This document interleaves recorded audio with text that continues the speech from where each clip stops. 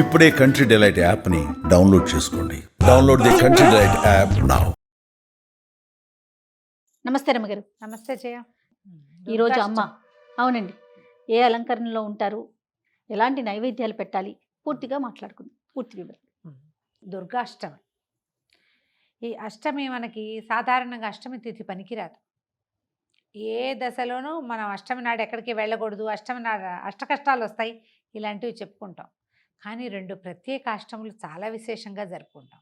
ఒకటి కృష్ణాష్టమి, రెండోది దుర్గాష్టమి. దుర్గా ఈమె ఏంటంటే దుర్గముడు అనే ఒక రాక్షసుణ్ణి సంహరించటానికి జన్మించిందని, అంటే ఆ పూటకి అవతరించింది అమ్మలోంచి. సింహవాహిని అష్టభుజిగా కనబడుతుంది 8 చేతులతోటి. ఈ రోజున ఇంద్రకీలాద్రి కనకదుర్గ అమ్మవారి దేవస్థానంలో అమ్మవారిని దుర్గా స్వరూపంలో అలంకరిస్తారు. మామూలుగా మనకు అమ్మవారే కనకదుర్గ కదా. మొదటి రోజున స్వర్ణ కవచాలంకృత దుర్గ వేయటం పూర్వాచారంగా, ఇది వరకు ఆచారంగా చేసేవారు. ఇప్పుడు కొంచెం దాంట్లో కొంత మార్పు వచ్చింది. ఈ బయట మనం అమ్మవారి స్వరూపాలు ఎక్కడైతే అవతారాలు వేస్తున్నారో అక్కడ ఈ దుర్గా స్వరూపంలో లోపల ఉన్న అమ్మవారికి కొంచెం దగ్గర పోలికల్లో ఉండేటట్టుగా సింహవాహిని లేదా వ్యాఘ్రవాహినిగా అమ్మవారిని అలంకరిస్తారు.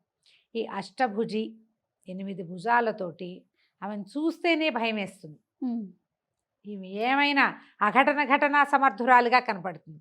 ఎక్కడా జరగంది ఇక్కడ జరిగిపోతుంది. ఈ దుర్గముడు అని రాక్షసుడి పేరు చెప్తారు కదా. అవునండి. ఈ రాక్షసుడు దుర్గముడు అంటే ఏ పక్కకి వెళ్ళనివ్వని వాడు. తెరిపి లేదు వాడితో ఉంటే. మనకి ఉద్యోగంలో ఏం చేయాలో తెలీదు, సంసారంలో ఏం చేయాలో తెలీదు, సమాజంలో ఏం చేయాలో తెలీదు, దారి కనపడదు, దిక్కుతోచని పరిస్థితులు మన జీవితంలో ఎదురుపడవు. మరి మీకు 2-3 సంవత్సరాల వయసు అప్పటి నుంచి మరణం వరకు మనం ప్రతిసారి ఎదుర్కొంటాం.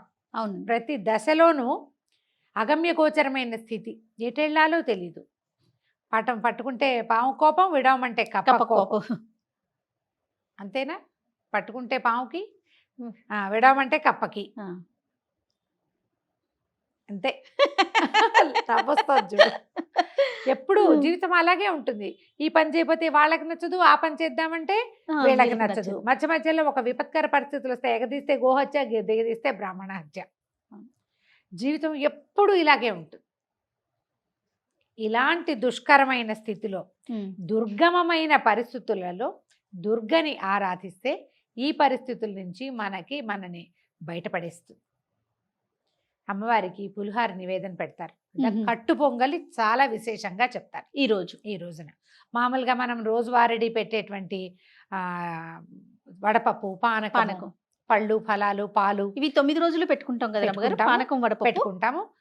మన పులగం కూడా 9 రోజులు పెట్టుకోవచ్చు. ఈ రోజున అమ్మవారికి ప్రత్యేక నివేదనగా మనం కట్టు పొంగల్ చేయొచ్చు, లేదా పులిహార చేయొచ్చు. మన ప్రాంతాచారాన్ని బట్టి పులిహార కూడా కొన్ని చోట్ల కనపడుతుంది. అమ్మవారికి ప్రధానంగా కట్టు పొంగల్ పెడతారు. కట్టు పొంగల్ అంటే పెసరపప్పుతో చేస్తాం కదా, మిరియం పొంగల్ అంటారు. అవును. పెసరపప్పు పొంగలి మీ అవకాశాన్ని బట్టి అది చేసుకోవచ్చు. అయితే ఈ అమ్మ ఎట్లాంటి స్థితిలో నుంచి మనని కాపాడుతుంది? ఏ స్థితిలో నుంచి అయినా కాపాడేస్తుంది. ఎన్ని రకాల స్తోత్రాలు ఉన్నాయో. దుర్గా సప్తశతిలో నుంచి తీసుకున్న దుర్గా సప్తశ్లోకి, తర్వాత ధనుంజయకృత దుర్గా స్తోత్రం, దుర్గా ద్వాత్రింశన్ నామావళి. 32 నామాలు. దుర్గార్తిశమని, దుర్గాపద్వినివారిణి, దుర్గమచ్చేతిని, దుర్గసాధిని, దుర్గనాశిని, అన్ని దుర్గలతోటే వస్తాయి. ఎంత అద్భుతంగా ఉంటుందో. అమ్మవారే స్వయంగా చెప్పిందట, ఈ ద్వాత్రింశన్ నామావళి చదవండి. చదివితే ఎలాంటి విపత్కర స్థితుల్లో నుంచైనా నేను రక్షిస్తాను. ఈ రోజున ఇప్పటిదాకా మనం ఒక రకంగా చేసుకున్నామా, ఈ రోజున ఏం చేయొచ్చు? మనం ఈ నామావళిలోంచి ఏదో ఒకటి తీసుకోండి. లలితా సహస్రనామము, ఖడ్గమాల చదువుకోవచ్చు, త్రిశతి చదువుకోవచ్చు. దుర్గకి ప్రత్యేకంగా చెప్పబడినటువంటి ఇవి చదవచ్చు. అయితే దుర్గా సప్తశతిలో 700 శ్లోకాలు ఉంటాయి. సప్తశతి 700 శ్లోకాలు ఈ రోజున మనం పూర్తి చేయగలమా లేదా అనేది మీ అవకాశాన్ని బట్టి చూసుకోండి. ఓపికగా చేయదలుచుకుంటే కనుక ఏదైనా ఇంటి చుట్టుపక్కల దేవాలయాల్లో ఎక్కడైనా అమ్మవారి చండీ యాగాలు అవి జరుగుతుంటే అక్కడ దర్శనం చేసుకోండి. త్రిరాత్ర వ్రతం చేసే వాళ్ళకి ముందు రోజు, నిన్న సాయంత్రం నుంచే త్రిరాత్రం మొదలు పెడతాం మనం. అవునవును. సరస్వతి పూజ నాటి రాత్రి సప్తమి, అష్టమి, నవమి 3 రాత్రులు చేస్తాం కదా, ఇది 2వ రాత్రి అవుతుందన్నమాట. ఓకే. ఈ 2వ రాత్రికి మనం దుర్గనే పూర్తిగా పూజ చేసుకోవచ్చు. ఏ అవకాశం ఉన్నా కూడా దుర్గాష్టమిని వదిలిపెట్టకండి. ఓ. ఇప్పుడు ఈ రోజున మనం పూజించే అమ్మ ఏమంటారు, మన నవదుర్గలలో అమ్మవారు, ఈ అమ్మ 9 సంవత్సరాలు ఉండాలి బాలికకి. 8వ రోజున పూజించే బాలిక, 9వ రోజున పూజించే బాలిక కూడా 9 ఏళ్ళే. 9 ఏళ్ళే. అయితే ఈ 9 ఏళ్ల ఈ బాలికని గనక మనం అర్చిస్తే ఈ రోజున దుర్గాష్టమి రోజున ఏమన్నంటే ముక్తి లభిస్తుందట, మోక్షప్రదాతగా ఉంటుంది. మోక్షం అనగానే ఏంటి, మన ప్రయాణం భగవంతుని వైపుకు వెళ్ళిపోతుంది. ఏదైనా చేసి వెళ్తామో చేయకుండా వెళ్తామో తెలియదు. చేయకుండానే ఆటోమేటిక్గా మనకి మోక్షం వచ్చే అవకాశం లభించవచ్చు. చేయడానికి ఏదైనా మార్గం కనపడచ్చు. ఇప్పటిదాకా మనకున్న అలవాట్లు, ఇబ్బంది సబ్బందులు, కర్మానుభవాలు అవి తీరిపోవటం మొదలు పెడతాయి. కొన్ని వదిలేస్తాం. తర్వాత మనం ఎవరెవరికి రుణపడి ఉన్నామో వాళ్ళంతా తారసిల్లి రుణాలన్నీ తీరిపోతాయట. అందుకని ఈ రోజున 9 ఏళ్ల బాలికని తీసుకొచ్చుకొని చక్కగా ఆమెకి కన్యాపూజన, పాదాలకు పసుపు రాసి పారాయణ పెట్టడం, బొట్టు కాటిక అలంకారం చేయటం, పువ్వులు ముడవటం, చక్కటి భోజనం పెట్టి షడ్రసోపేతంగా, 9 ఏళ్ల పిల్లలంటే చక్కగా అన్ని తినగలిగే వయసు పిల్లలు కదా, తాంబూలం ఇచ్చి నమస్కారం చేసి అక్షింతలు వేయించుకోవటం. ఈ రోజునే మనం ఎక్కువ మంది చేయదలుచుకుంటే 9 మందిని నవదుర్గలని ఈ రోజున చేసుకోవచ్చు. మనం ఇవాళ కానీ రేపు కానీ మన విశేషం ఎలా కుదిరితే అట్లా చేయొచ్చు. అయితే ఈ దుర్గాదేవిని ఇలాంటి ఉగ్రరూపంగా కనపడేటట్టుగా ఉన్నప్పటికీ కూడా శాంతరూపిణిగానే చూపిస్తారు జయ. ఓహో. ఆమె మరీ పరిగెత్తి మీద పడుతున్నట్టుగా ఉండదు. ఈరోజు స్థిమితంగా ఉంటుంది, సింహవాహినిగా ఉంటుంది. ఓకే. ఆమె అంతటా ఆమె ఆయుధాలు ఏవి ప్రయోగ భంగిమలో ఉండవు, స్థిమితంగా ఉంటుంది. నువ్వు కాదంటే వస్తుంది నీ జోలికి, లేకపోతే లేదు. మనకి మనమ్మ మనని భయపెడుతుందా? భయపెట్టదు. మనమ్మ కోపంగా ఉన్నా, విసుగ్గా ఉన్నా సరే ఏదో కొంచెం తగ్గుతాం, అమ్మో కంట్రోల్లో ఉండాలనిపిస్తుంది. అంతేగాని భయం వేసి పారిపోయేటట్టుగా ఉండదు కదా. ఆ రకమైన ఒక భయాన్ని ఆమె మనలో కలగజేస్తుంది. దుర్గా ఆరాధన వల్ల దురభ్యాసాలు, దుర్వ్యసనాలు పోతాయి. ఆల్రెడీ మన జీవితంలో ఏవో ఎదుర్కొంటూ ఉంటాం, కొన్నిటిని వదులుచుకోలేకపోతాం. ఎవరైతే వ్యసనపరత్వాన్ని పోగొట్టుకోవాలనుకుంటారో వాళ్ళు ఈ అష్టమి నాడు దుర్గకి మొక్కుకుని ఆమెకి ప్రమాణం చేస్తే అలవాట్ల నుంచి బయటపడడానికి ఒక అవకాశం లభిస్తుంది. ఈ రోజు స్పెషాలిటీ అది. మీరు చేయగలగాలి. అది నేను ఆవిడకి చెప్పాను. ఆమె చూసుకుంటుందంటే ఆమె చూసుకోదు, నిన్ను చూస్తుంది ఆమె. నేను నిరుడొకళ్ళకి చెప్పాను ఈ మాట. చెప్తే ఒక 2-3 నెలల తర్వాత ఏదో పార్టీ అవకాశం వచ్చింది, తాగేశారో ఏదో చేశారు. మొత్తానికి నాకు తర్వాత చెప్పారు. చెప్తే నేనన్నా, అంటే అవకాశం రాను ఇన్ని 2 నెలల నుంచి ఎవ్వరు పిలవలేదండి, అమ్మే నన్ను కంట్రోల్ చేస్తోందని నేను భావించాను. 2-3 నెలల తర్వాత పార్టీకి పిలుపు వచ్చిందిట. పార్టీకి పిలుపు వచ్చిందంటే నిన్ను ఈడ్చుకెళ్ళి పార్టీలో ఎవడు కూర్చోబెట్టలా, నీకు వద్దనే అవకాశం నీకు ఇచ్చింది, వస్తావా అని అడిగారు. రాను, ఆ అవకాశమే అమ్మ ఇచ్చిందని భావించేట ఆయన. బాగుంది. మనుషులం కదా, ఇంతేగా. మనం ప్రతిదానికి అమెండ్మెంట్ చేసుకుంటాం. ఇలా చేయకూడదు. నువ్వు మానేయాలి అని దృఢంగా కనుక నువ్వు భావిస్తే ఈ రోజున నమస్కారం చేసుకోండి, అమ్మకి ప్రమాణం చేయండి.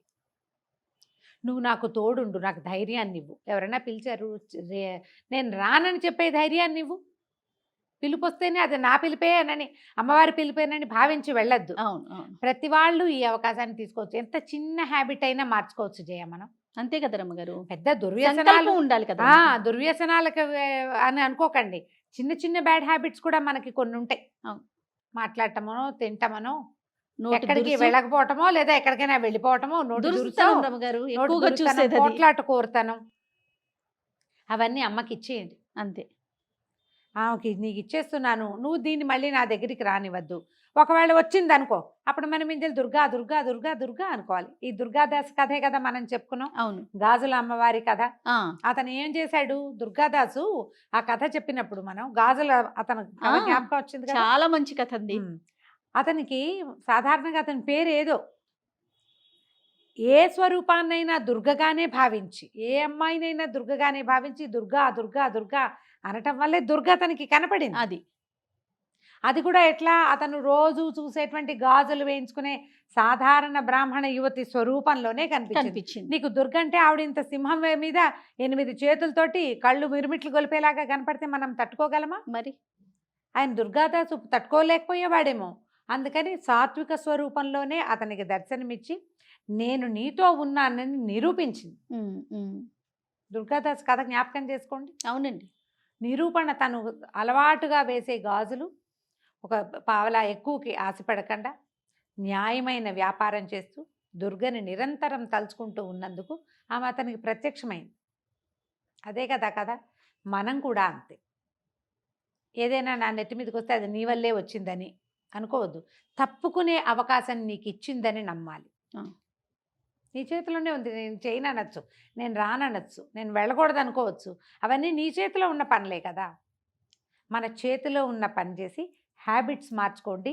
ఈ రోజున మనం ఒక నిర్ణయం తీసుకోవచ్చు. దానికి ఇది అవకాశం. దానికి ఇది మంచి అవకాశం. దుర్గా అమ్మవారు మనతో పాటు ఉంటుంది. ఆమె మనతో ప్రయాణం చేస్తుంది. మనం ఏ దశలో ఉన్నా దుర్గని తలుచుకోవచ్చు. సప్తశతి చదవగలిగితే చండీ పారాయణం అంటారు, చేయగలిగితే చేయండి. లేదా దుర్గా సప్తశ్లోకి అని ఉంటుంది. ఈ సప్తశతులు 700 శ్లోకాలు కదా. ప్రతి 100లో నుంచి ఒక్కొక్క శ్లోకం చొప్పున తీసుకుని ఆ 700 శ్లోకాల ప్రతీకగానే సప్తశ్లోకి చేశారు.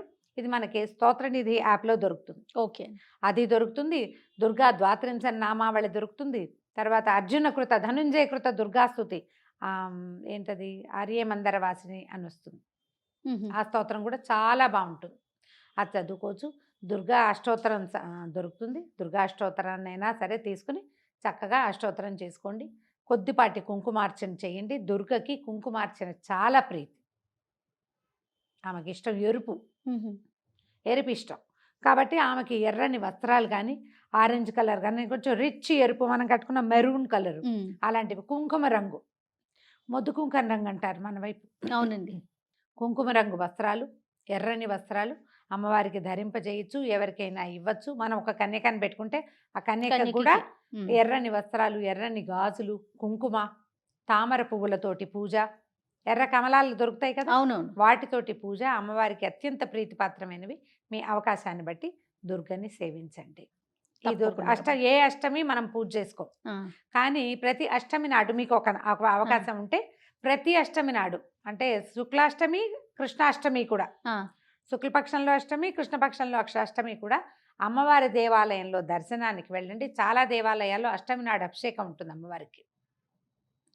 చేయదలుచుకుంటే అష్టమి తిథుల నియమం పెట్టుకుని కూడా, మనం ఏకాదశి నియమం ఎట్లా పెట్టుకుంటున్నాం కూడా అలా నియమం పెట్టుకోవచ్చు.